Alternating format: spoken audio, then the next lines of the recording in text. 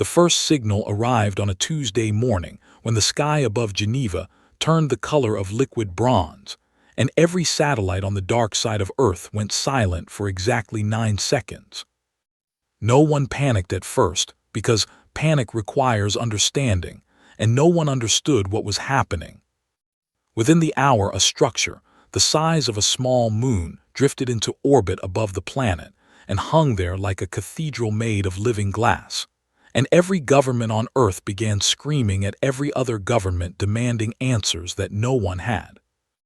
Ambassador Lena Vasquez was eating cold rice from a plastic container in her office at the United Nations when her phone rang, and a voice she did not recognize told her she had been selected to represent the human species in first contact negotiations aboard the alien station. She put the rice down and stared at the wall for a long time.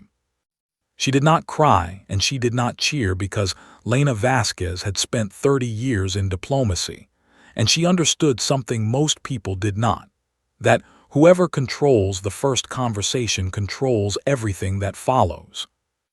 The alien station was called the Aurelius in human records, though the beings aboard it had a name for it that no human tongue could shape. The species called themselves the Velthari, and they had ruled 400 star systems for longer than human civilization had existed.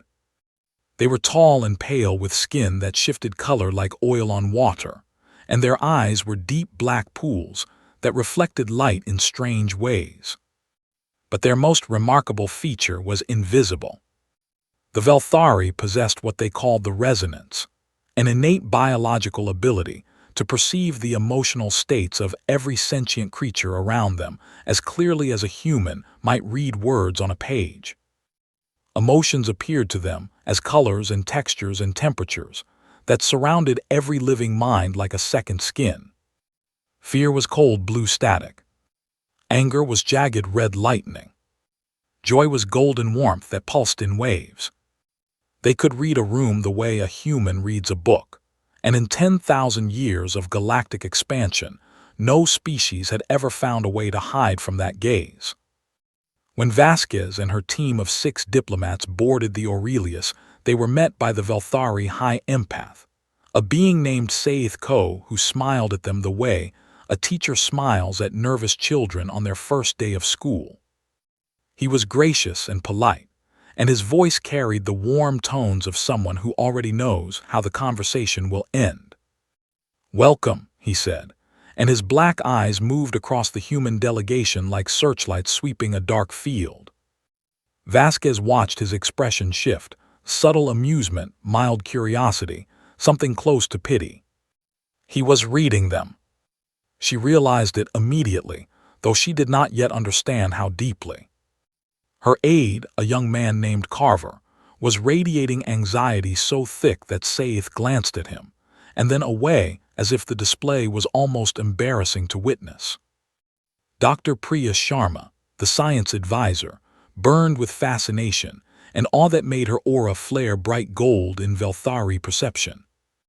And Vasquez herself projected a tight, controlled shell of professional calm, wrapped around a deep core of dread that she had been trying to bury since the phone call that morning. Saith saw all of it in the time it takes a human to blink. The negotiations lasted 3 days, but they were decided in the first 3 minutes. Saith laid out what he called the Standard Accord of Integration, a document that had been offered to every new species the Dominion encountered. The terms were simple in the way a cage is simple. Earth would retain nominal self-governance, but would contribute 40% of its raw resources to the Dominion supply chain. Human military forces would be dissolved and replaced by Velthari peacekeeping units. Cultural practices would be preserved under the guidance of Dominion advisors, who would ensure nothing destabilizing took root. In exchange, the Velthari offered protection from other galactic threats, access to advanced technology on a controlled schedule, and a seat, non-voting, on a minor advisory council. Vasquez listened to every word and felt the trap closing around her like a fist. She tried to push back, and she was good at pushing back, because she had negotiated with warlords and dictators and men who smiled, while they lied through their teeth. But Saith was different. When she bluffed, he knew she was bluffing before she finished her sentence. When she implied that Earth had hidden military capabilities, he tilted his head and said gently, "Ambassador, your aura tells me that statement causes you anxiety rather than confidence, which means you know it is not true." When she threatened to walk away from the table and let Earth take its chances alone, his eyes drifted across her emotional field, and he said with the patience of someone explaining gravity to a child, "You will not leave, Ambassador, because your fear of what happens to your people without this treaty is greater than your pride, and I can see that as clearly as I see your face." She sat back down. She hated herself for it, but she sat back down because he was right. On the third day, she signed the document that would come to be known as the Accord of Gentle Compliance, and the name was the worst part because it was accurate. Humanity complied gently. The Velthari delegation celebrated quietly among themselves, and Saith filed his assessment report to the Dominion Council with the confidence of someone who had done this 400 times before. "The human species is emotionally complex but entirely transparent," he wrote. "They experience a wide range of feelings with unusual intensity, and they lack any natural capacity to mask or suppress their emotional signatures. They are perhaps more sentimental than most species we have encountered, but this makes them easier to manage, not harder. I recommend standard integration protocols with a projected timeline of 1 generation for full cultural absorption. They will resist in small ways as all species do, but they will ultimately accept their place. They have no choice. We see everything they feel, and what you can see you can control." He sent the report and felt satisfied. Back on Earth, Vasquez sat alone in a small apartment in Geneva with the curtains drawn and a glass of water she had not touched sitting on the table in front of her. She was not crying because crying was something she had trained herself to do only in the shower where no one could see. She thought about Saith and the way he had looked at her, not with cruelty, not with malice, but with the absolute certainty of someone who believes he already knows everything about you. That was what burned the most. Not the treaty, not the loss of sovereignty, not the resource quotas or the military dissolution. It was the pity in his eyes. He had looked at humanity the way a veterinarian looks at a frightened animal, with kindness, with care, and with the unshakable belief that the creature in front of him could never truly understand what was happening to it. Vasquez opened her bag and pulled out a worn paperback book that she had carried with her for 20 years. It was a copy of An Actor Prepares by Konstantin Stanislavski, the foundational text of method acting, the art of making an audience believe you feel something you do not. She had read it first as a college student studying theater before she switched to political science, and she had kept it because something in its pages had always whispered to her that the skills of an actor and the skills of a diplomat were not so different. She opened it to the first chapter and read the opening line, and something in her mind shifted like a key turning in a lock that had been waiting for decades. If the Velthari read emotions, then emotions were not just feelings. They were language. And if they were language, then they could be learned and shaped and scripted and performed. She picked up her phone and dialed a number she had not used in years. A retired intelligence officer named Deng, who had once told her over drinks that the greatest weapon in human history was not the atomic bomb, but the ability to smile at someone while planning their defeat. "Deng," she said when he answered, "I need to ask you something. Do you still know people who can teach someone to lie with their entire body and soul?" There was a long silence on the other end. Then Deng laughed, a low, quiet laugh that carried no amusement at all, only recognition. "Lena," he said, "I have been waiting for someone to ask me that question since the day those things arrived." Above the Earth, the Velthari station glowed like a second moon, and Saith Ko slept peacefully in his quarters dreaming of nothing at all, because he had never in his long life encountered a problem that resonance could not solve. He did not dream of walls or masks or hidden rooms. He did not dream of actors or poker players or monks who could sit in silence and feel nothing for hours. He did not dream of a species that had spent 10,000 years lying to itself and to each other in a million different ways for a million different reasons, and had gotten so good at it that deception was woven into the very fabric of their culture like thread into cloth. He slept and the station hummed, and the stars turned slowly outside his window, and far below on the surface of the earth, a woman with a worn paperback book began to make a list of names. It was a short list at first. It would not stay short for long. 10 years is a long time to be obedient. 10 years is a long time to smile at your masters and lower your eyes and say yes when every bone in your body screams no. But 10 years is also a long time to prepare. The Velthari settled into earth the way water settles into a glass, slowly and completely, and with the quiet confidence that the container was built to hold them. They placed resonance-sensitive overseers in every major city, tall, elegant beings who walk through crowds and read the emotional weather of humanity like farmers reading the sky. If anger gathered in a neighborhood, they sent harmony mediators, counselors trained to dissolve tension before it became resistance. If a group of workers felt the sharp, bright pulse of collective defiance, the overseers flagged it, and within hours, someone calm and reasonable would arrive to talk the feeling down. It worked beautifully because it had always worked. 400 species had been managed this way, and none had ever found a crack in the system because there was no crack. The resonance saw everything, or so they believed. Ambassador Vasquez was no longer an ambassador in any official sense because the Velthari had restructured Earth's governance, and her position had been dissolved along with most of the old diplomatic corps. She was listed in Dominion records as a cultural preservation advocate, a harmless title for a harmless role that involved cataloging human art and traditions for the Dominion archives. It was the perfect cover because it was boring, and the Velthari trusted boredom the way humans trust gravity. Underneath that cover, Vasquez had spent 10 years building something that had no precedent in galactic history. She called it the curtain.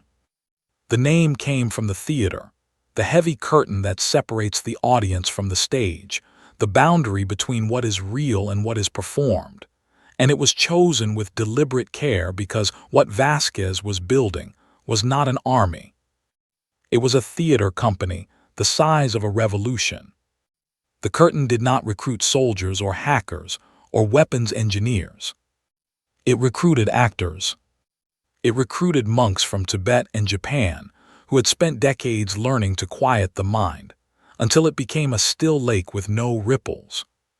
It recruited poker players, the best in the world, men and women who had built careers on the ability to feel excitement while projecting boredom and to feel terror while displaying absolute calm. It recruited combat veterans who had been through trauma therapy and learned to separate themselves from their own emotions in order to survive. It recruited con artists who had spent their lives becoming whoever they needed to be. It recruited therapists who understood the architecture of human feeling better than anyone alive. And it recruited a neuroscientist named Dr. Yuki Tanaka who would change everything. Tanaka was a small, quiet woman who had spent her career studying the human brain's emotional processing systems. And when Vasquez explained what the Velthari could do, Tanaka did not react with fear or despair. She reacted with the focused intensity of a scientist who has just been told that a fundamental law of nature might have a loophole. She spent 2 years studying what the curtain's recruits could already do instinctively, and she gave it a name: emotional partitioning. The theory was elegant in its simplicity. The Velthari resonance was powerful, but it was not magic.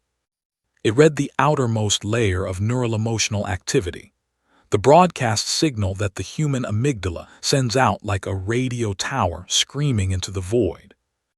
Every feeling a person has gets processed through this outer layer, and the Velthari picked it up the way a radio picks up a signal. But the human brain is not a single radio tower.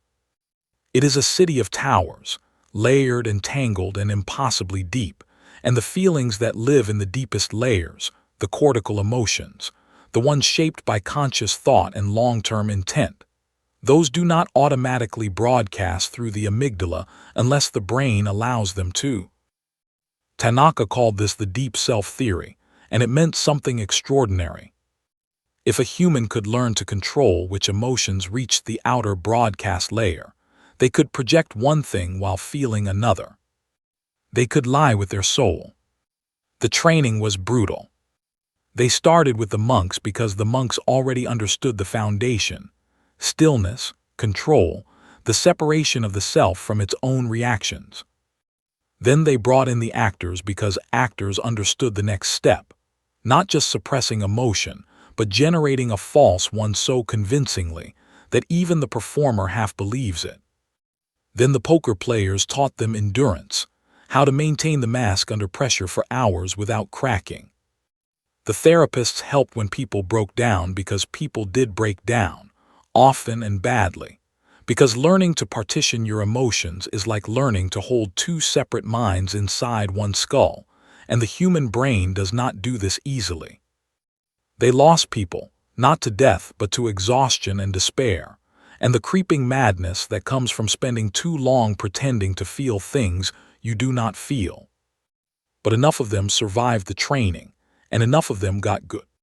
A man named Matteo Reyes was the first to pass what Tanaka called the full partition test.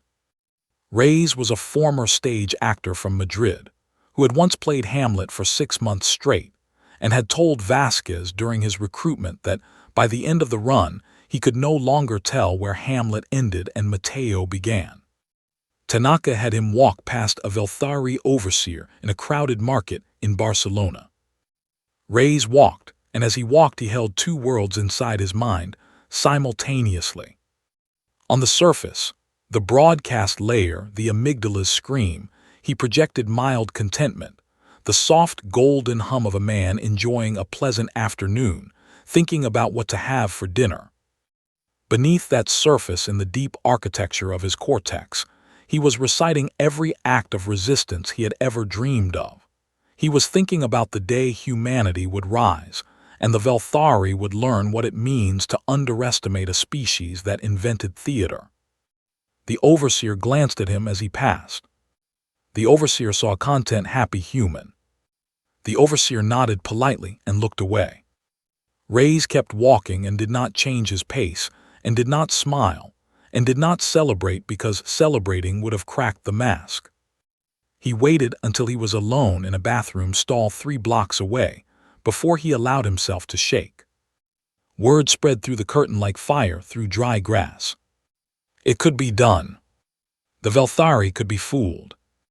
Over the next several years, Vasquez placed trained operatives in every critical position she could reach: trade offices where resource shipments were coordinated, communication hubs where information flowed between Velthari administrators, power stations and water treatment plants and transportation networks. Every single one of them radiated perfect compliance every single day.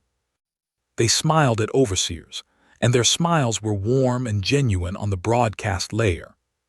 They attended mandatory cultural integration sessions and projected sincere interest and mild enthusiasm.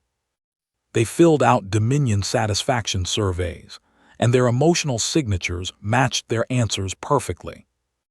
And underneath all of it, in the deep, quiet rooms of their partitioned minds, they mapped every wire and every signal and every vulnerability in the Velthari control infrastructure, with the patience of spiders building a web in the dark. The most dangerous operatives were the ones who reached the advanced stage, what Tanaka called the void. The void was not a mask. It was the absence of a mask. It was the ability to project absolutely nothing, No emotion, no signal, no color. No temperature, a blank space where a mind should be. In Velthari experience, only the dead had no emotional signature, and encountering a living being with no readable emotion was so far outside their understanding that Tanaka predicted it would cause genuine psychological distress. She was right, but that test would come later. For now the curtain grew in silence, and the silence was the point. Saith Ko, now the regional governor of Earth, sat in his office in the orbital station above the planet and reviewed his quarterly emotional census report the way he reviewed every quarterly report, with satisfaction and mild boredom. The data was clear.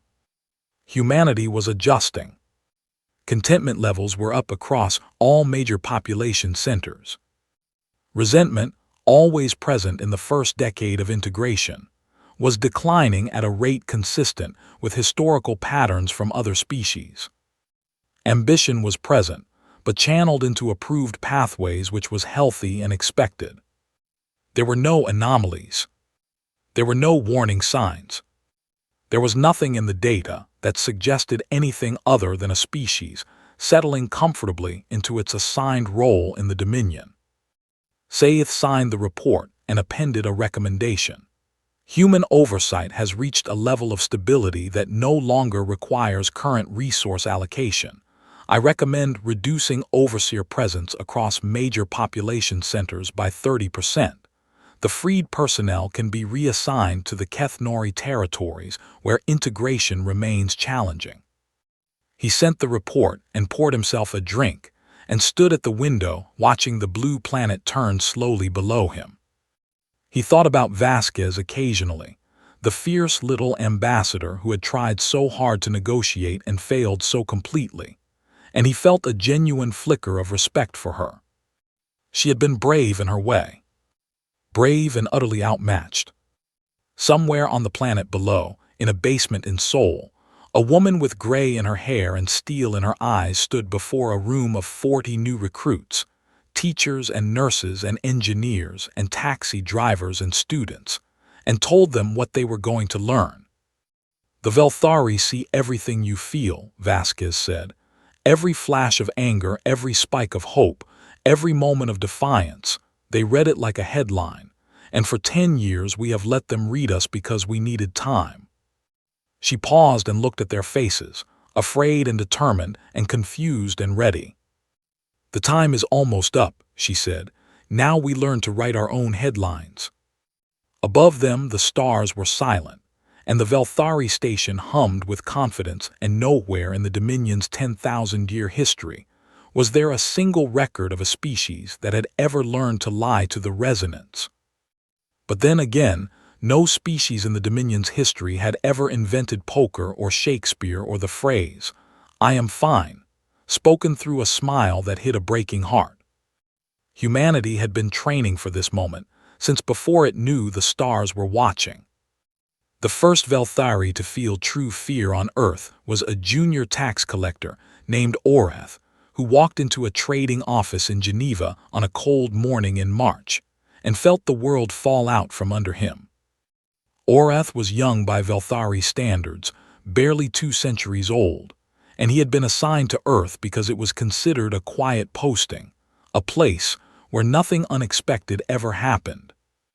His job was simple: walk into human trade offices, read the emotional atmosphere, confirm compliance, stamp the forms, and move on. He had done it 1,000 times, and it was always the same. Humans radiated a predictable mix of low-level resentment and resigned acceptance when they saw a Velthari official, and Orath had learned to ignore the resentment because it was normal and harmless, the emotional equivalent of a dog growling at a leash it has already accepted. But on that cold morning in March, he walked into the Geneva trade hub and stopped in the doorway as if he had walked into a wall. There were 9 humans in the office. He could see them at their desks, typing and filing and drinking coffee from paper cups, and they looked perfectly normal. But his resonance, his gift, his birthright, the sense that had never once failed him, told him that the room was empty. Not calm, not peaceful, empty. There was no emotional signature coming from any of the 9 humans. No contentment, no boredom, no resentment, no joy, no anxiety, nothing at all. It was like staring at 9 corpses that were somehow still breathing and moving, and talking to each other as if nothing was wrong. Orath stood in the doorway, and his own emotional field erupted in jagged spikes of violet terror that every human in the room could not see, but that any Velthari within 100 meters would have felt like a scream. One of the humans, a woman with short dark hair and steady hands, looked up from her desk and smiled at him. "Good morning," she said. "Can we help you with something?" Her voice was warm and professional, and her face showed polite interest, and her aura showed nothing at all. Orath turned and walked out of the building without stamping a single form, and by the time he reached the street he was running. His report reached Saith Co within the hour, and Saith read it 3 times before setting it down. Emotional void, the report said. Complete absence of resonance-readable signatures in 9 human subjects. All subjects appeared physically and behaviorally normal. This officer requests immediate investigation and respectfully suggests the possibility of a new human pathology. Saith did not believe it was a pathology. He had spent 11 years on Earth, and he had noticed things, small things that did not add up, moments that nagged at the edges of his perception like a word he could not quite remember. There had been humans whose auras were too smooth, too consistent, like a painting where every brushstroke was perfect and the perfection itself was the flaw.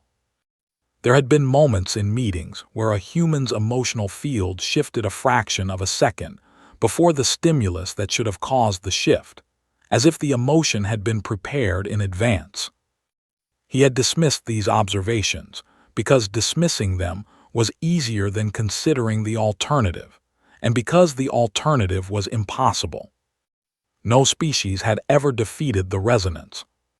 It was not a skill that could be countered. It was like trying to hide your own body heat from a thermal camera. You could not do it because the heat was not a choice. It was a consequence of being alive. But the report from Orath described something that should not exist, living minds with no emotional heat at all. And Saith felt the first crack form in a certainty he had carried for his entire life.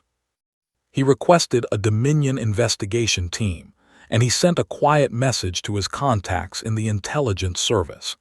And he began to review the emotional census data from the past 5 years with new eyes. He found the anomalies he had been ignoring. They were everywhere. Meanwhile, in a basement in Buenos Aires, Vasquez received the news that the Geneva office had been discovered, and she did not panic because panic was a luxury she had abandoned years ago. She had always known that the void, the advanced technique of projecting absolute emotional silence, would eventually be noticed. The void was a demonstration, not a strategy. It was the equivalent of showing a locked door to someone who did not know locks existed. The real weapon was not silence, it was noise. It was the ability to project a chosen emotion so convincingly that the resonance could not distinguish it from truth. And Vasquez had been waiting for the right moment to deploy that weapon at scale. The moment was now. She activated Operation Curtain Call. Across the planet in 12 time zones, in hundreds of offices and facilities and control centers, trained operatives of the curtain received a single coded message hidden inside the daily weather broadcast, a specific sequence of temperatures for cities that did not exist. They understood. They had rehearsed this 1,000 times. At exactly 1400 hours Greenwich Mean Time, every curtain operative in a critical infrastructure position executed a synchronized emotional inversion. In the Dominion Communication Hub in London, 3 technicians projected absolute calm and warm cooperation, while simultaneously encrypting every channel the Velthari used to coordinate with their orbital station. In the Power Distribution Center in Mumbai, An engineer projected cheerful focus and professional pride, while rerouting emergency power away from Velthari administrative buildings. In the resource tracking facility in Johannesburg, a team of 5 analysts projected bored contentment while deleting 3 years of shipment records and replacing them with false data. In the Transportation Command Center in Tokyo, a dispatcher projected sleepy routine while locking every Velthari ground vehicle in the Pacific region to their current positions. Everywhere across Earth, humans smiled and hummed and projected warmth and compliance, while the systems around the Velthari collapsed like a house built on sand. The overseers were paralyzed. Every resonance reading told them the same thing: everything is fine, the humans are happy, the humans are calm, the humans are cooperating, but the screens in front of them showed systems failing and access denied and communication severed. They could not reconcile what they felt with what they saw, and the contradiction broke something fundamental in the way their minds processed reality. Several overseers sat down on the floor and stared at nothing. 2 began to weep without understanding why. One senior overseer in Berlin attempted to file an emergency report and found that her communication terminal had been locked by a smiling technician whose aura radiated nothing but helpful concern. This was resonance dissonance, the psychological collapse that occurs when a Velthari's empathic perception tells them one thing and physical reality tells them another. And it spread through the overseer network like a virus because the Velthari had never built psychological defenses against it. They had never needed to. Saith received the emergency alerts aboard the orbital station, and for a long, terrible moment, he understood what was happening, even though understanding it required him to accept something his species had considered impossible for 10,000 years. The humans were lying. Not with words, words were easy to lie with, and every species could do that, but with their emotions, with the deepest, most fundamental expression of their inner selves, with the very thing that the resonance was designed to read as absolute truth. They were lying with their souls. He took a shuttle to the surface and went to find Vasquez because he knew.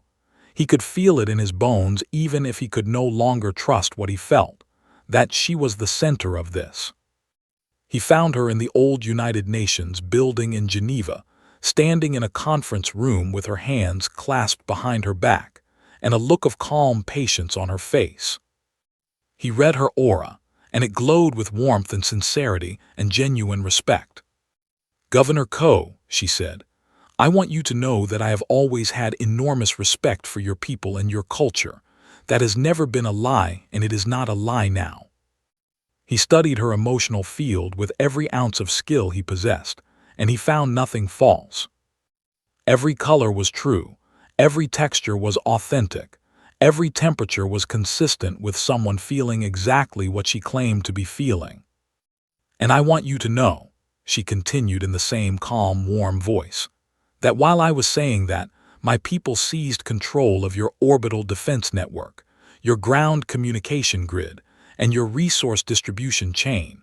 Earth is no longer under Velthari operational control as of approximately 6 minutes ago." Her aura never changed. Not a flicker, not a ripple, not a single false note in the symphony of sincerity and warmth that surrounded her like a golden cloud. Saith stared at her, and for the first time in his life, he felt the ground beneath his understanding give way completely. "How?" he whispered, and his own aura was a storm of confusion and something that looked very much like grief. "I felt your sincerity. It was real. I know it was real." "It was real," Vasquez said. "Every word. I respect you. I respect your people. I mean that with my whole heart." She paused. "But humans are not simple creatures, Governor. We can love someone and fight them at the same time. We can feel genuine warmth toward a person while working to destroy everything they have built. We can hold 2 truths inside us simultaneously, and neither one is a lie." She took a step closer and her voice softened. Your resonance reads what we feel. It has always been accurate. It was accurate today. I do feel respect for you. But what your resonance cannot read is what we choose to do with our feelings. It cannot read intent. It cannot read will. It cannot see the difference between a feeling and a decision. She smiled, and the smile was kind, and the kindness was real. You built an empire on the belief that emotion and action are the same thing, that if you know what someone feels, you know what they will do. And for 400 species that was true. But humans learned something a long time ago that your people never had to learn. She held his gaze. We learned that what you feel and what you do are two completely different things, and the gap between them is where freedom lies. Saith stood in silence for a long time. Outside the building, the streets of Geneva were quiet, and overhead, the orbital station had gone dark as its systems were locked out one by human operators, who projected nothing but professional diligence as they did it. When Saith finally spoke, his voice was barely above a whisper. What happens now? Vasquez looked at him, and her aura shifted for the first time, not deception, not performance, but a genuine wave of something complicated and heavy that even Saith, with all his skill, could not fully name. Now, she said, we talk, for real this time, and you will not know if I am lying, and I will not know if you are sincere, and we will have to trust each other the way every other species in the universe trusts each other, with nothing but hope and good faith and the willingness to be wrong. She extended her hand. Welcome to being human, Governor. He looked at her hand for a long time. Then he took it. The emergency session of the Dominion Council was held in a chamber that had not been used for crisis deliberation in over 300 years, because the Dominion had not faced a crisis in over 300 years. The chamber was vast and circular, and the walls were alive with bioluminescent patterns that shifted in response to the emotional state of the beings inside it. A beautiful feature under normal circumstances, but deeply unsettling when every council member in the room was radiating fear. High Commander Valeth Dra stood at the center, and her aura burned with the sharp red-white intensity of someone who had already decided what needed to be done, and was furious that others had not reached the same conclusion. The solution is obvious, she said, and her voice carried the flat authority of a career military officer. We send a full battle group to Earth. We reduce their infrastructure to ash. We resettle the survivors on colony worlds in small, manageable populations. The problem ends. Murmurs rippled through the council, not of agreement but of discomfort. The kind of discomfort that comes when someone says out loud the thing everyone is thinking, but no one wants to face. Because Valeth was wrong about one thing. The problem would not end. And every council member in that room knew it, even if most of them lacked the courage to say so. It was Saith Ko who said it. He had been recalled from Earth, and he stood before the council looking older than he had a month ago, his skin shifting through muted, uncertain colors that reflected the storm inside him. If we destroy Earth, he said quietly, we confirm to every vassal species in the Dominion that the resonance has failed. We announce to 400 worlds that the foundation of our authority, the simple, unchangeable fact that we can see into the hearts of our subjects, and therefore no rebellion can ever succeed, is no longer true. He let that settle. Destroying Earth does not solve the problem, it advertises it. The silence that followed was the loudest thing Saith had ever heard. Because the Velthari Empire was not built on ships or weapons or economic power, although it had all of those things in abundance. It was built on a single idea, that the resonance made resistance impossible. Every species that had been integrated into the Dominion had accepted their place not because they were defeated in battle, but because they understood, on the deepest possible level, that they could never organize a rebellion without the Velthari sensing it forming. You cannot plot in secret when your masters can read your intentions in the color of your soul. That idea had held 400 species in line for 10,000 years. And one small blue planet had just put a crack in it.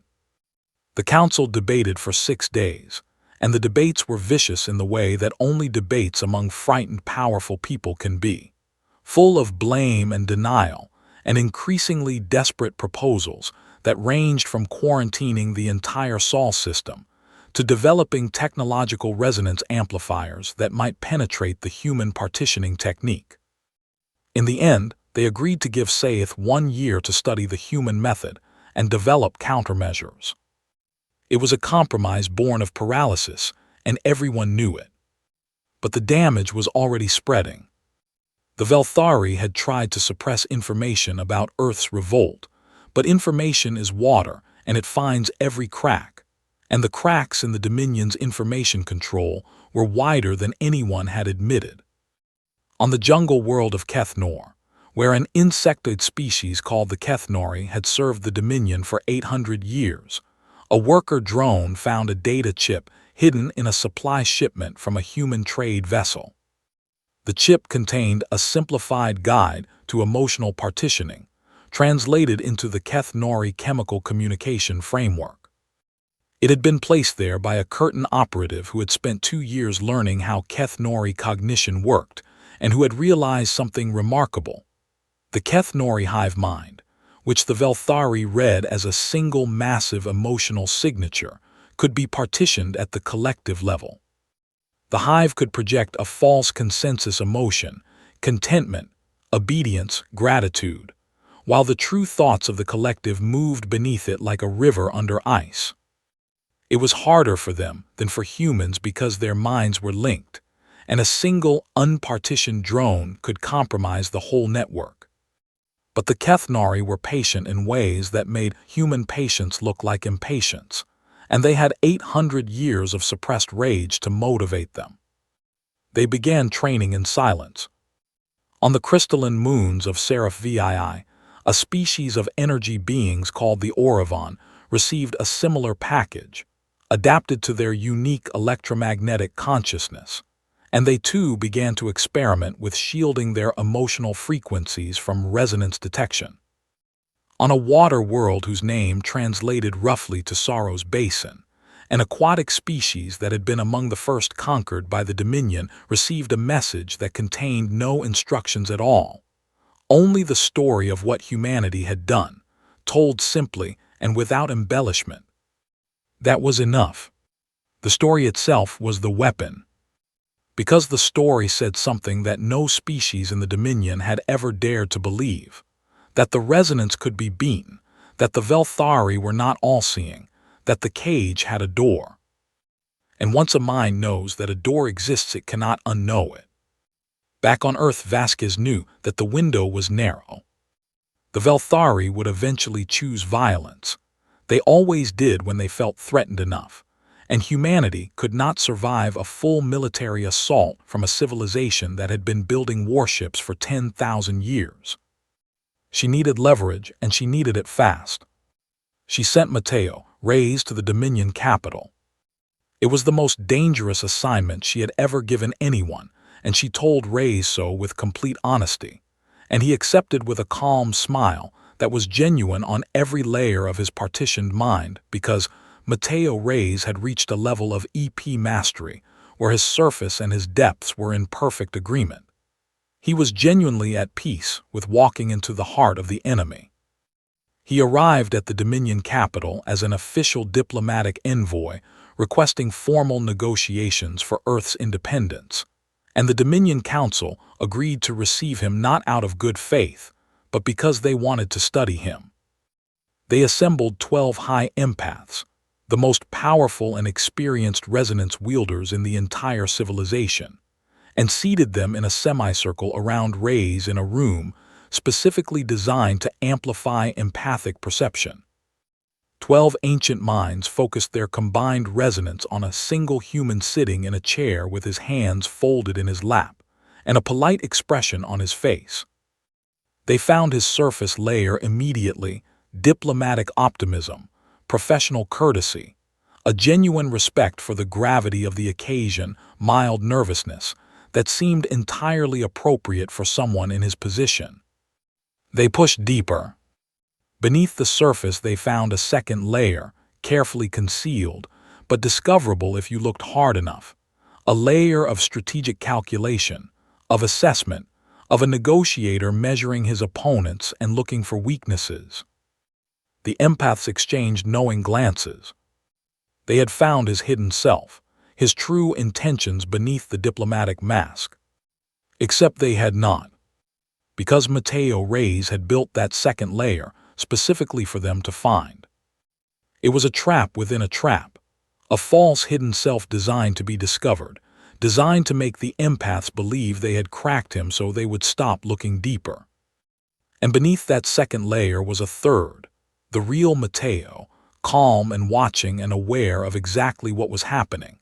A man who held his true negotiation strategy in a part of his mind that the resonance could not reach, because he had trained for 7 years to keep it there. One of the younger empaths sensed something and pushed further, and found what she thought was a fourth layer, and Reyes let her find it because that one was false too. It was like opening a series of boxes, each one containing another box, each one convincing enough to seem like the last. After 3 hours, the eldest high empath, a being named Kivara who had lived for 6 centuries, and read the emotional architectures of 1,000 different species across her long life, asked for the session to end. She was shaking, not with anger or frustration, but with something far more fundamental. She was shaking because the foundation of everything she had ever believed about the nature of consciousness had just crumbled beneath her feet. That evening Saith found Kivara sitting alone in the observation deck of the council tower, staring out at the stars, with an expression he had never seen on a Velthari face before, blankness. Not the trained blankness of a disciplined mind, but the genuine blankness of someone whose understanding of reality has been fundamentally altered. "What did you find?" he asked. Kivara was quiet for a long time. "I went deeper into that human than I have ever gone into any mind," she said. "Deeper than I thought it was possible to go. I found layers that I am not certain were real and layers that I am not certain were false. And at the very bottom of everything, past every mask and every wall and every performance, do you know what I found?" Saith waited. "Another bottom," she whispered. "There was always another bottom. It was like looking into a well that has no floor. Every time I thought I had reached the truth, there was more beneath it. Not deception, something else. Something I do not have a word for. It was as if the human mind does not have a single truth at its core the way every other species does. It has many truths, all of them real, all of them contradictory, all of them existing at the same time." She looked at Saith, and her aura was something he had never seen before, not fear exactly, but a kind of awe that bordered on vertigo. "We have been reading the surface of an ocean," she said, "and calling it the sea." Saith stood beside her and looked out at the stars and thought about Vasquez and the way she had held 2 completely authentic emotions simultaneously: warmth and war, love and revolution, sincerity and strategy, and he understood for the first time that the resonance had not failed. It had always worked perfectly. It read exactly what humans felt. The problem was that humans felt everything at once, and meant all of it and none of it, and the Velthari had never imagined that a mind could work that way, because no mind they had ever encountered did. Until now. Somewhere in the vast machine of the Dominion, gears that had turned smoothly for millennia began to grind.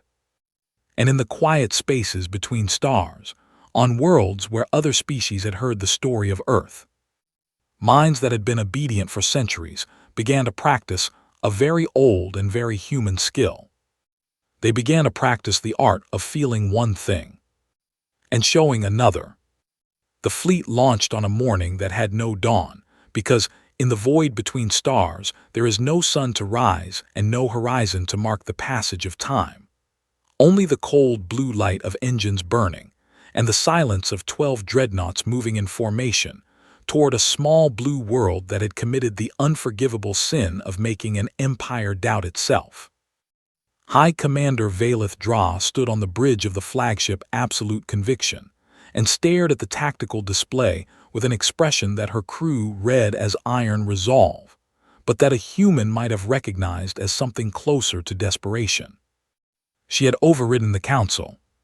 She had invoked an emergency military protocol that had not been used in 4,000 years, and she had done it because she understood something that the politicians and diplomats on the council did not: that the longer Earth existed as a free world, the more dangerous the idea of Earth became. It was not the planet she needed to destroy. It was the story. The story of a species that had learned to lie to the resonance, the story that was spreading through the Dominion like a crack spreading through glass, the story that whispered to 400 subject species the most dangerous sentence in any language: it can be done. 12 ships carrying enough firepower to turn a planet's surface to glass, crewed by Velthari soldiers who had been chosen for their emotional discipline and their unwavering loyalty to the Dominion. It should have been more than enough. It was not. The fleet dropped out of faster-than-light travel at the edge of the Sol system and began its approach toward Earth, and the moment they entered sensor range, something hit them. Not weapons fire, not a missile or an energy beam or any physical force at all. It was an emotion. It rolled across the fleet like a wave rolling across an ocean, and every Velthari on every ship felt it at the same moment. A vast, deep, aching sorrow that seemed to come from everywhere at once, from the planet itself, from the very space around it, a grief so profound and so genuine that it made the stars seem dim. On Earth, 300,000 trained curtain operatives had coordinated the most ambitious emotional partitioning action in human history. But this was not partitioning. This was not a lie. This was the opposite of a lie. 300,000 human minds projecting a single unified emotion outward with enough intensity and enough sincerity to reach across the void of space and touch the resonance of every Velthari in the incoming fleet. And the emotion they chose was sorrow. Not anger, because anger would have confirmed the Velthari's belief that humans were enemies to be crushed. Not fear, because fear would have satisfied the fleet's need to feel powerful. Not defiance, because defiance would have been expected, and the Velthari had protocols for handling defiance. They chose sorrow. Deep, genuine, heartbroken sorrow, not for themselves, not for Earth, not for what they were about to lose, but for the Velthari. Grief that it had come to this. Mourning for the relationship that could have been two species, one that reads emotion and one that sculpts it, working together instead of fighting, learning from each other instead of controlling and resisting. Sadness for the Velthari soldiers on those ships who had been told they were coming to punish an enemy when they were really coming to destroy something beautiful, because their leaders were afraid of it. Pity, not condescending pity, but the aching, compassionate pity of someone watching a good person make a terrible mistake. And every bit of it was real. That was the key. That was the blade that cut through armor and discipline, and 10,000 years of Velthari emotional training. It was real. The humans were not performing sorrow. They were feeling it, genuinely and completely, and the resonance confirmed it on every frequency and every wavelength.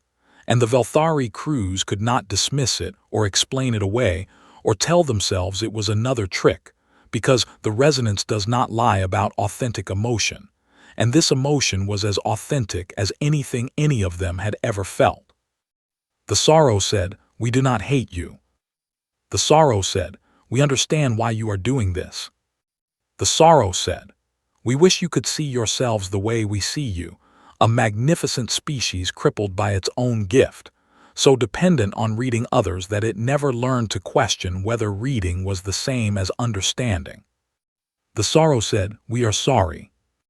On the bridge of the Absolute Conviction, a weapons officer began to cry and could not stop. In the engine room of the dreadnought Burning Truth, a crew of 30 sat down at their stations and stared at their hands and felt a grief that was not theirs, but felt more true than anything they had ever felt before. On ship after ship across the fleet, Velthari soldiers experienced something unprecedented, the emotions of another species resonating with their own, not as a faint signal to be read and analyzed, but as a living, breathing sorrow that merged with their own feelings, until they could not tell where the human grief ended and their own began. 2 captains refused to advance. A third ordered her ship to hold position and requested new orders from command. Valeth stood on her bridge and screamed at her crew to ignore it, to push through it, to remember their training and their duty. But her own aura was a wreckage of conflicting colors, rage and grief and confusion, and beneath it all the terrible dawning awareness that she was about to destroy a species that was mourning her, that was grieving for her, that felt sorry not for itself but for her. She gave the firing order anyway. Her weapons officer looked at her with tears running down his face and said, "Commander, I cannot." She reached for the manual override. And then Saith's voice filled every speaker on every ship in the fleet. He was broadcasting from the Dominion capital, and he was doing something that no Velthari in living memory had ever done voluntarily. He was broadcasting his emotions raw and unfiltered across an open channel, letting every member of the fleet feel exactly what he felt with no barriers and no composure and no dignity. What they felt was doubt. Saith's doubt, vast and honest and devastating, doubt about the Dominion, doubt about the resonance, doubt about whether 10,000 years of reading other species' emotions had made the Velthari wise or simply made them blind. They felt his shame, shame for Geneva, shame for the Accord of Gentle Compliance, shame for the 400 species whose freedom had been taken not through war, but through the quiet violence of knowing their hearts without their permission. They felt his conviction, new and fragile and terrifying, that what the humans had done was not a crime but a gift, that a species which could choose what to feel and what to show was not broken but complete, and that the Velthari had been living in a universe of open books and had mistaken that for understanding when it was only surveillance. A Velthari broadcasting raw, unfiltered vulnerability was the deepest act of trust their culture recognized. It meant, "I am hiding nothing from you." It meant, "Judge me as I truly am." The fleet stopped. Valeth's hand hovered over the manual override and did not descend. The sorrow from Earth continued to wash over them like a tide, and Saith's raw, broken honesty held them in place, and somewhere in the space between those two emotions, human grief and Velthari doubt, something new was born. It did not have a name yet. It would take years to name it. In the weeks that followed, Vasquez and Saith authored a document that would reshape galactic civilization more profoundly than any war ever could. They called it the Accord of Resonant Silence, and at its heart was a single principle, the doctrine of emotional sovereignty. The doctrine stated that no sentient being's emotional state could be read, monitored, or used as a basis for governance, without that being's explicit and freely given consent. It declared that the inner life of every mind, its feelings, its fears, its contradictions, its hidden depths, was sovereign territory, as inviolable as any border. It recognized that reading someone's emotions without their permission was not understanding, it was trespass. Earth signed first. The Kethnori signed within a month. The Orevan signed the day after. Within a year, 40 species had joined, and the Dominion as it had existed for 10,000 years was over, not destroyed, not defeated, but transformed into something it had never been before, a voluntary union of species who chose to be known rather than being exposed. Years passed. The galaxy changed slowly the way galaxies do, not in dramatic explosions, but in the quiet accumulation of small choices made by billions of minds across thousands of worlds. Velthari students traveled to Earth to study emotional partitioning not as a weapon but as a philosophy. The idea that a mind could contain multitudes, that contradiction was not weakness but depth, that the ability to feel one thing and choose another was the very definition of free will.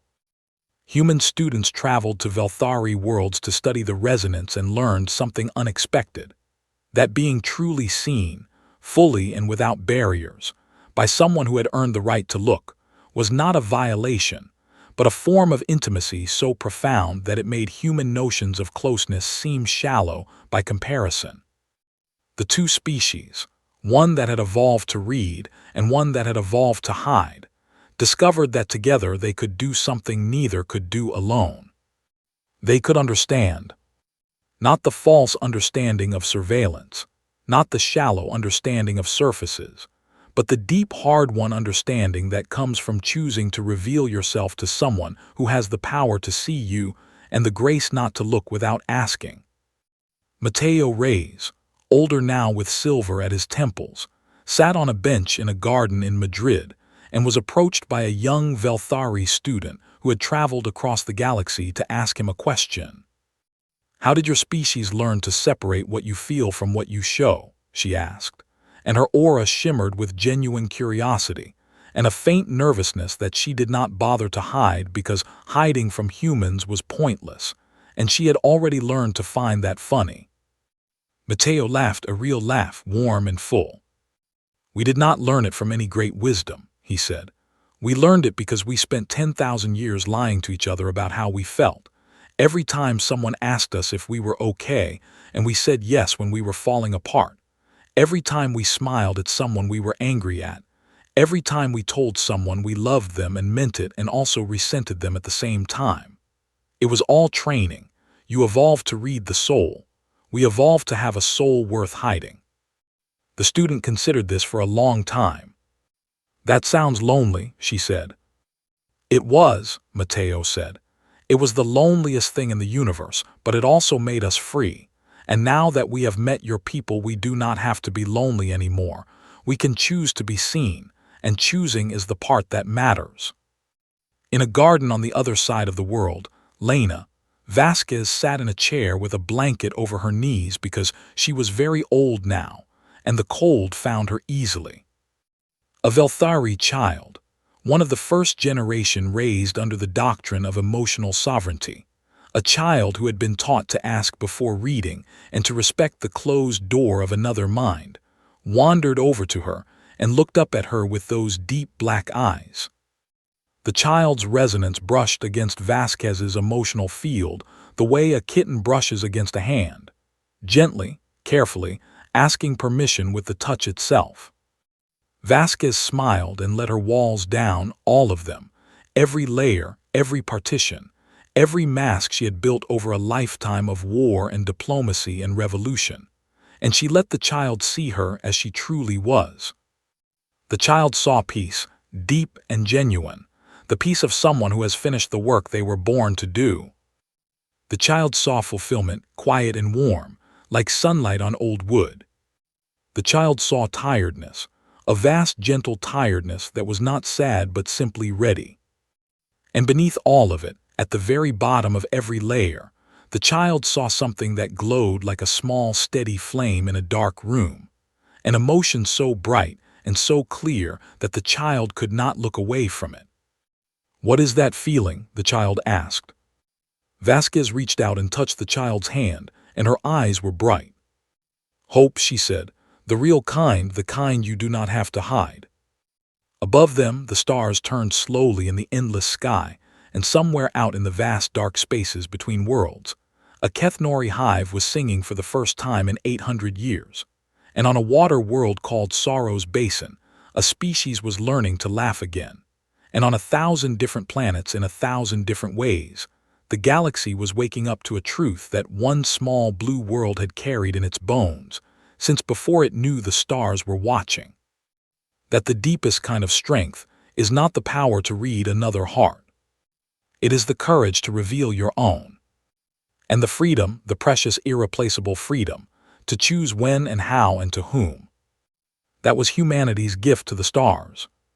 Not a weapon, not a trick, just the simple ancient revolutionary knowledge that every mind deserves a room with a door that locks from the inside. And that love, real love, only enters through doors that open from within.